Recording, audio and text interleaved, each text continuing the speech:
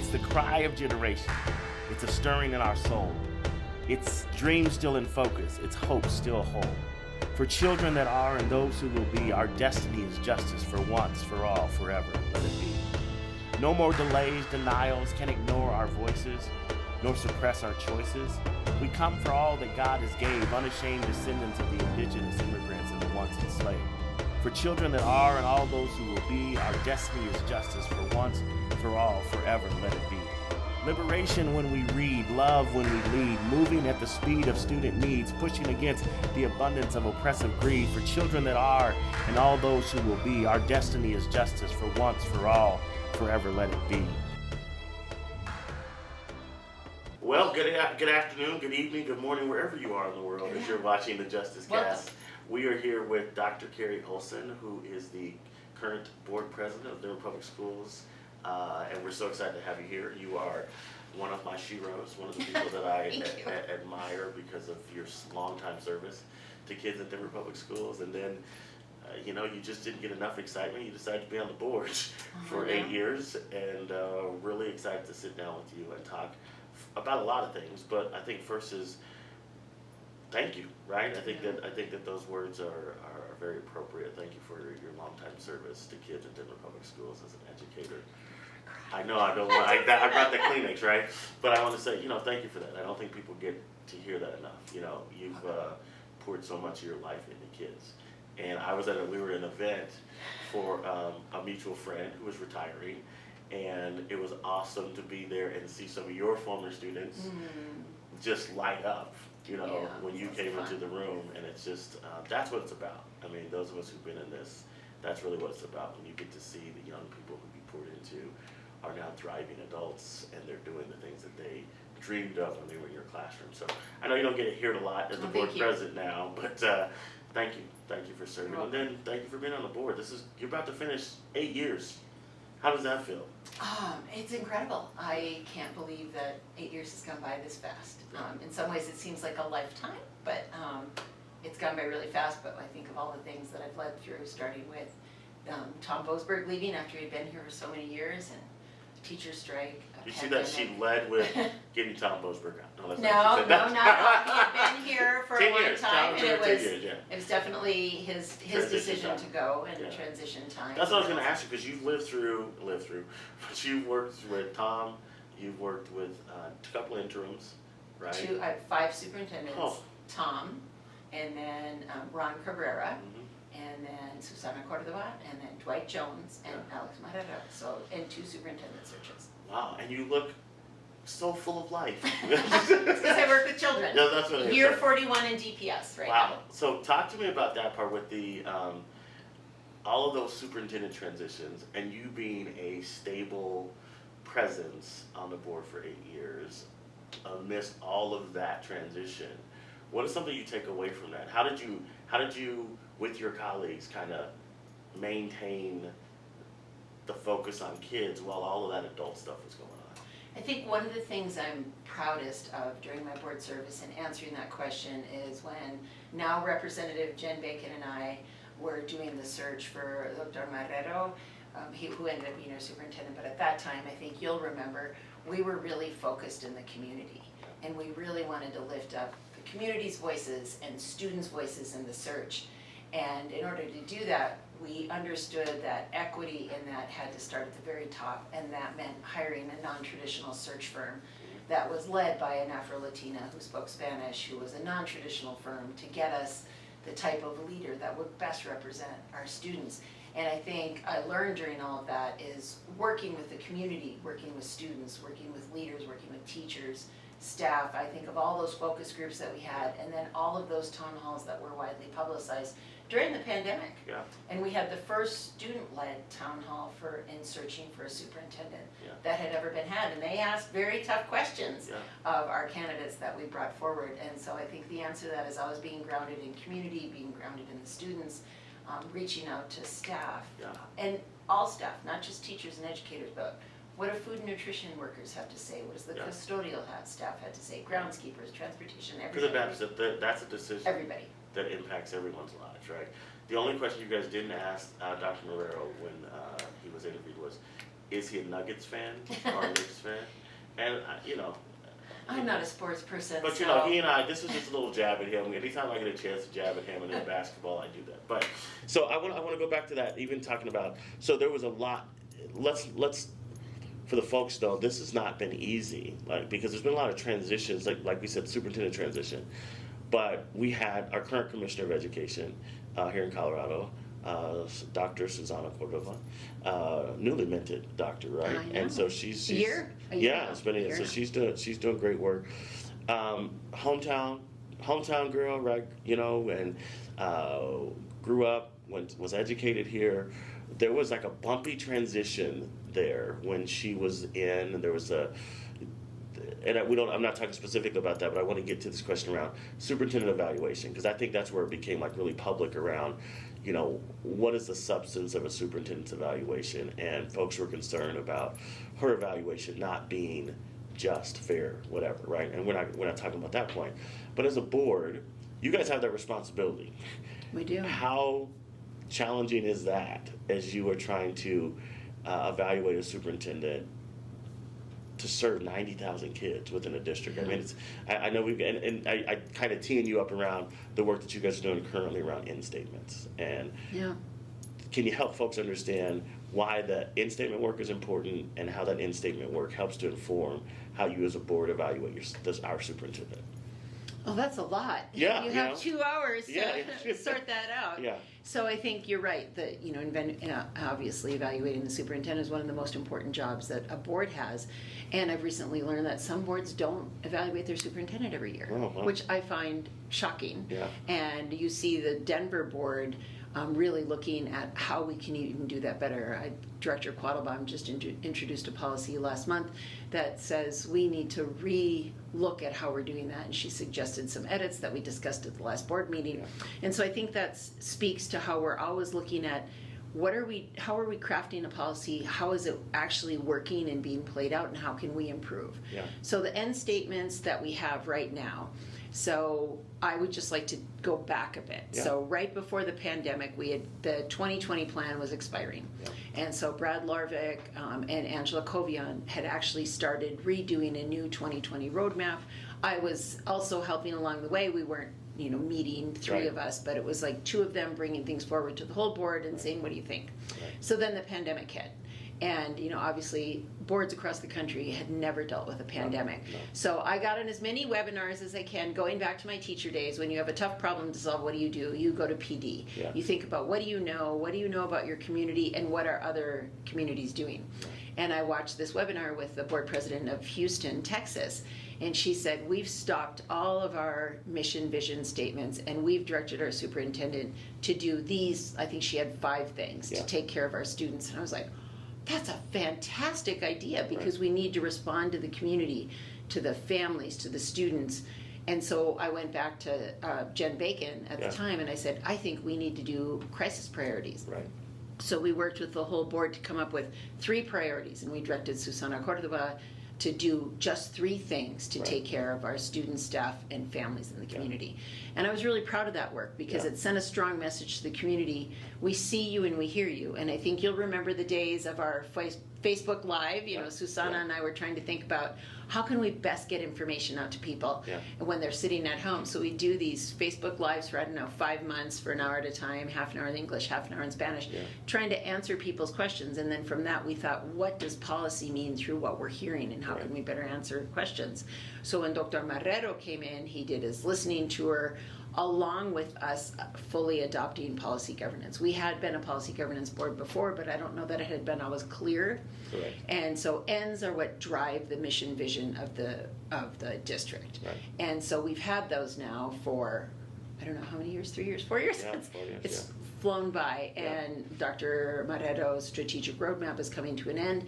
And so we thought this is a good time to look at our end statement. Again, does it meet what we're hearing in the community? Mhm. Does it reflect the values from what we're hearing from staff, family, students, community groups? Yeah. And that's why you've seen we've done a lot of going out to the community Yeah. with varying levels of success, but we've had, a survey open, tried to talk to as many people as I can about Right. what do you want to see how is it reflected? Why do you think, so I hear your part about the varying levels of success. I mean, we've been to those meetings, and it's not just these meetings. I think Right. it's overall, like the lack of relationship, trust, I mean, whatever it is. I mean, we can come to many different root causes and challenges.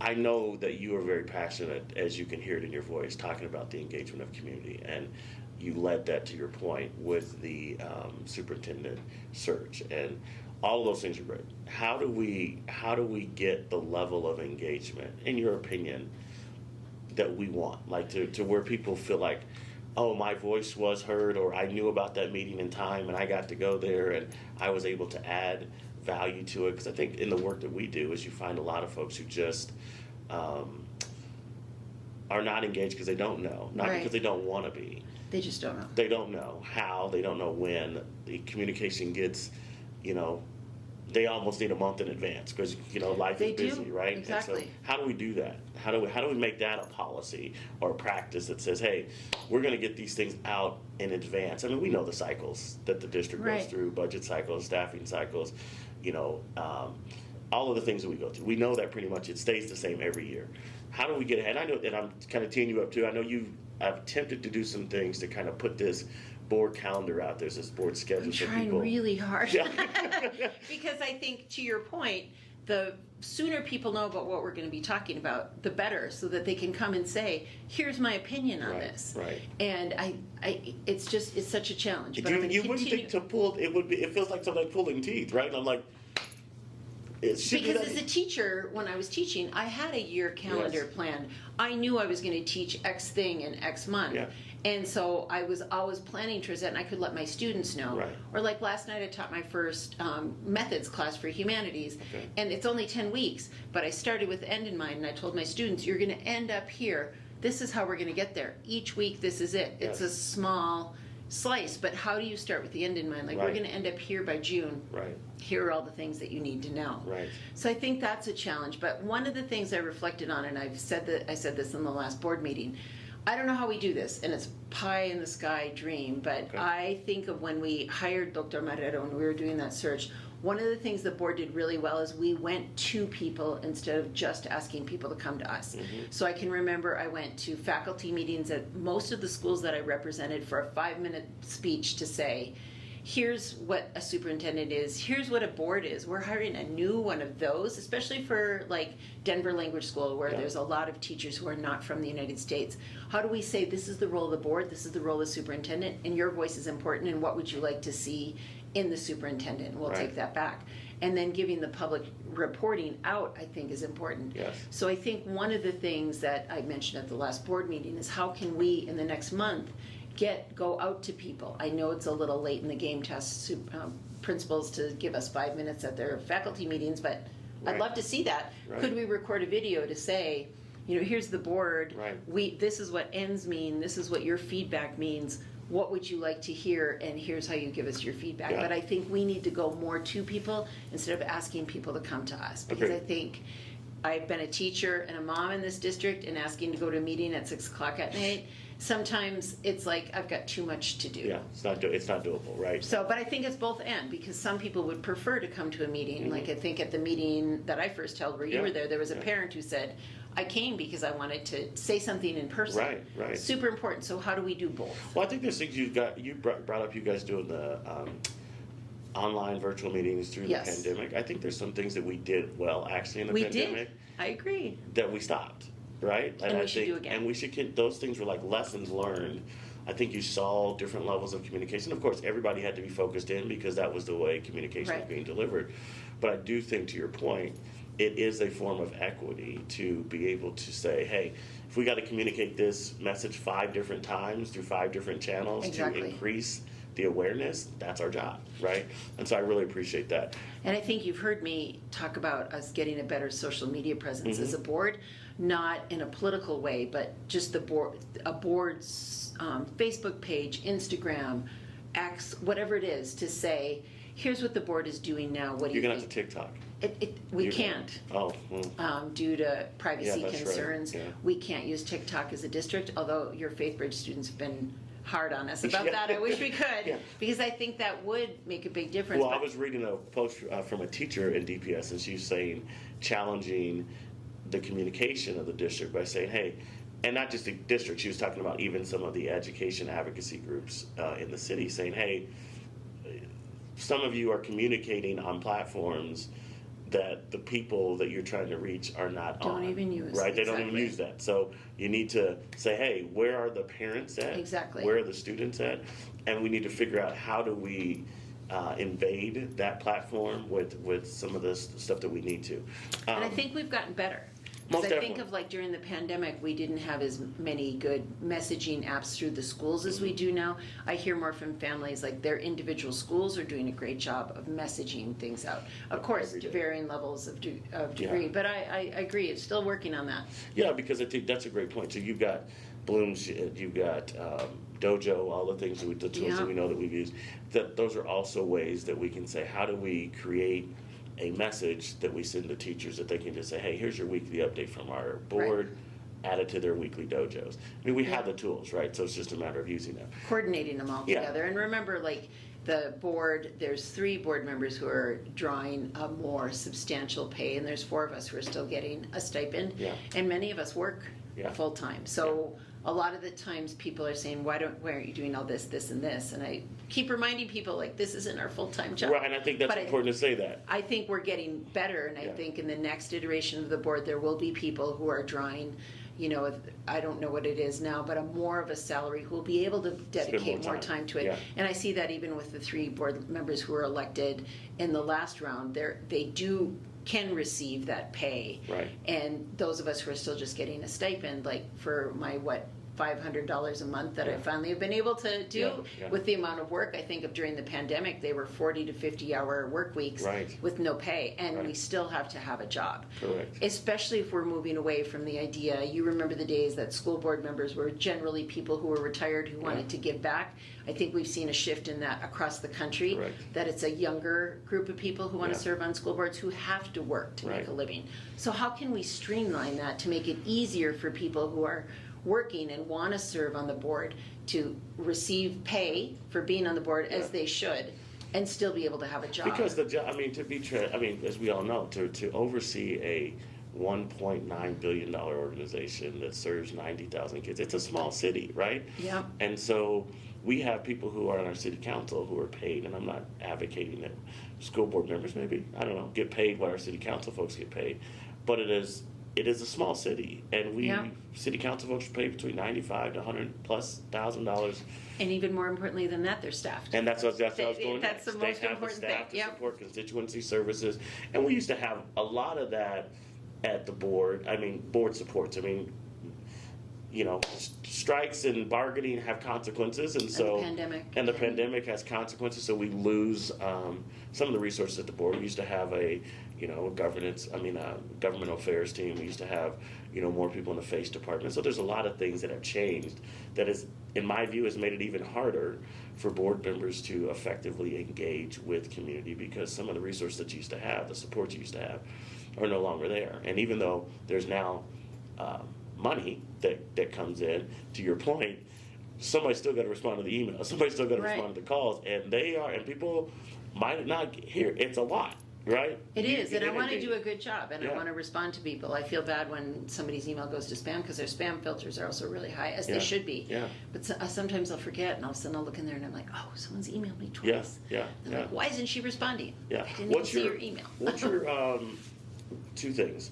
What's your biggest in 8 years on the board? What's the thing you're most proud of? And then what is the thing that you're just like, man, we should have done that differently? I don't mean to be flippant, but the thing I'm most proud of is I didn't quit. Yeah. Because it certainly, especially during the pandemic, and there were times when things seemed super overwhelming, especially doing this. Yeah. For so many years I did it as unpaid, and even now receiving a stipend. Yeah. Like, it's been a lot. And Yeah. I think of when I first got on the board and I had to retire, and this was before the teachers got all the raises, a friend of mine gifted me with sessions with a financial planner. She's like, I think you just screwed your future. So I met with him, and he said, this was not a wise financial move on your part. And Right. so you really need to get jobs to make X amount Right. to be able to put away if you want to retire by the time you're 70. Right. And so I wish, like, I would have planned better Yeah. for being financially on the board, but there were times when I thought I just have to quit Right. because I can't make this work giving Sustainable for my life. So Yeah. surviving, I think, is Yeah. something, and I think there were times where I thrived more than others. Yeah. I think that I've supported some strong policy around our LGBTQ plus students, Mm-hmm. La Raza report, interweaving the Bailey report with La Raza report, Yeah. and figuring out how can we better serve students. Our Latin Student Success Program, the Black Student Success Program, I'm really excited to see what that work is going to show. I mean, already it's promising, Yeah. but where will it continue? You and I both know it takes years sometimes for these really to take hold and have a good effect. But look at the Seal of Biliteracy. Like, Yeah. I remember the first time I went to the Seal of Biliteracy stage, it looked very different. Right. The students walking across the stage from now, and I remember my students at West used to say, why aren't we up there? Right. And I think the district has done a good job of supporting that. And you look at the racial ethnicity breakdown of students who are now getting the seal. I'm really proud of that because Yeah. that helps students be seen and known for who they are and Yeah. recognizing through who their gifts. I think the work we've done with curriculum, and Dr. Wright, as I mentioned at the last board meeting, like starting with what are students doing when they're 3 Right. in our programs, so that by their 3rd grade, everybody should be reading on Correct. grade level. Yeah. And her lens, I think, on that and changing curriculum, I know it's not perfect, Right. but I think those are moves that are going to really improve things. Pay off, yeah. Pay for our students in the long run. The role of teaching has changed a lot, right, since you started teaching. I think you and my mother started teaching around the same time. Mm-hmm. Would you become a teacher today Oh, 100%. with all of the new 100%. challenges? Okay. Not Right. even, I like to tell my pre-service teachers, I've made a lot of poor decisions in my life, but becoming a teacher wasn't one of them. Okay. It's one of the best decisions I made, and it's exciting when I talk to my humanities students. I teach a methods class at the University of Denver for students who are secondary English teachers and secondary social studies teachers.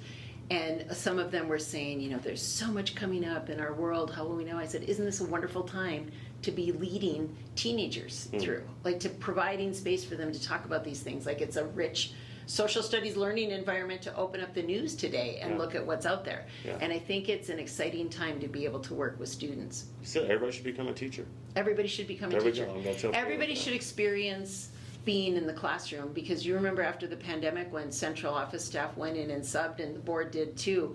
I think some of It our gives you perspective. central office staff, who may have even been in classrooms before, would come home and say, I was exhausted after that day. You know, I think that it is important. When you're in a school, day in and day out, it's a different rhythm from what is happening at 1860 Yes, Lincoln. most And I definitely. think you have to ground yourself in the schools. I get into all the schools that I represent at least once a year, sometimes twice. There's a teacher who likes to have me come and just pop in and read a book to her students in yeah. Spanish, and then I leave. So it's like a 20-minute visit, but it's important for me to be able to feel the rhythm of the schools and see how all the things we're talking about from the boardroom are trickling down into the Yeah, and I classroom. think that's important for us, like the work we do, trying to get parents that same accessibility to kind of feel the rhythm of a school, because I do think we believe education is a communal effort, and so the more you can get everybody to understand that rhythm and that flow and how you help a kid show up ready and how you support a kid after they leave, you know, it's all a rhythm. So speaking of rhythm, we're in election season. And I think you and I are both pretty much we don't hide where we stand on things. School boards elections, we have 4 seats, right? We got 4 seats. District 2, Northeast Denver, District 4, District 3, the District seat 3. that you represent. Central, and then we have an at-large Yep. seat. This is not, we don't endorse here, Right. but overall, what should we be looking for? You and I had a conversation on camera about, you know, some of those values that we both share.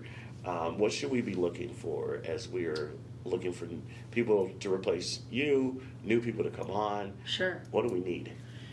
So, and I also am not endorsing, Right. and I'm not endorsing because when I first got on the board, I went to a National School Boards Convention, and I spent my entire time in this thread for new school board members, and one of the pieces of advice that I was given is when you're a sitting school board member, you shouldn't endorse in any of the races. And I think that's really important to know, because you have to work with whomever comes. And while I won't be on the next iteration of the board, that's advice that I'm still standing by. But when people ask me that, I always think about the students, as you and I mentioned, like how are policies, votes, ideas really going to affect students?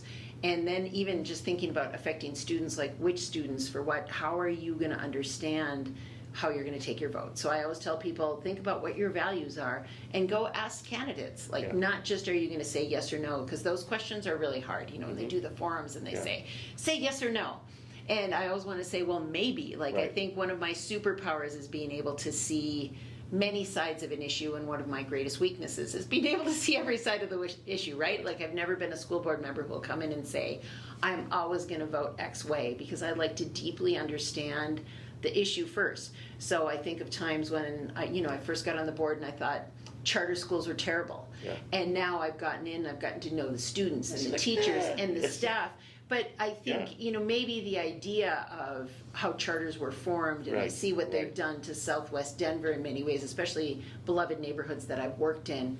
But the people in there, like the students are showing up every day, they want to learn, the people are doing the work.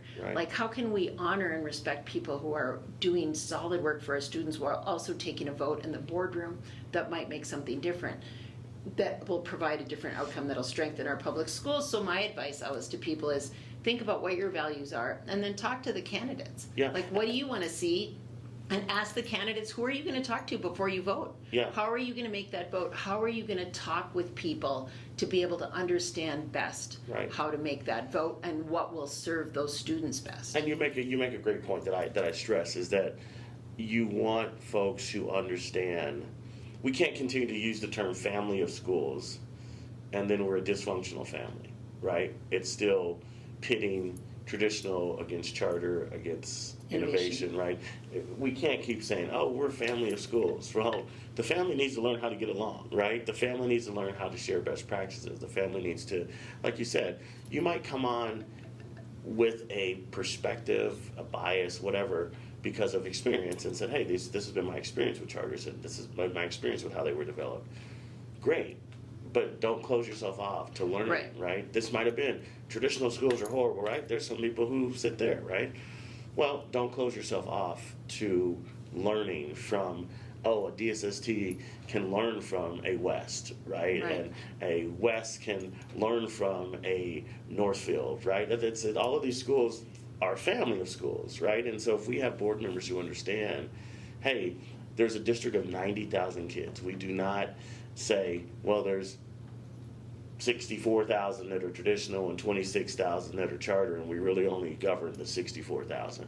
No, the board is responsible for all 90,000 kids. And so how do we ensure, to your point, that every school is great, every experience is great, and we lean in as board members to say, hey, our role may be different when it comes to governing a charter school, but we do have a responsibility for the 90,000 kids within our district. And that comes through our votes?